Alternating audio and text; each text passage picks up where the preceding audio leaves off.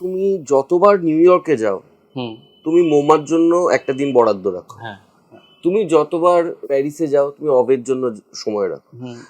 তুমি যখনই সময় পাও সঙ্গীত রিসার্চ একাডেমিতে যদি জানো যে একজন গুণী শিল্পী পারফর্ম করতে আসছেন, সেখানে তোমার উপস্থিতি থাকবেই। আমি গত 45 বছরে কলকাতায় বাজিয়েছেন জাকিরজি, কিন্তু আমি শুনিনি, একবারও হয়নি। তোমার কি মনে হয় এটা মানে উন্নততর শিল্পের সামনে দাঁড়াতে পারলে তোমার কাজে কোনো এফেক্ট হয়, বা তোমার মানুষ হিসেবে কোনো? সেটা তো নিশ্চয়ই, দেখো এটা তো একটা ভালো সিনেমা হলে, একটা রেট্রোস্পেক্টিভ হলে আমরা মানে ম্যানহাটন গেলে একটা দিন তো তুমি অন্য কিছুও করতে পারো, অনেকবার তো হয়ে গেল মোমা। কিন্তু ওই দেখো মানে এটা হচ্ছে কিভাবে বলবো যে যারা প্রকৃতি প্রেমী, তোমার 5-6 বার হয়ে গেছে, আমি তোমার সাথে গেছি একবার।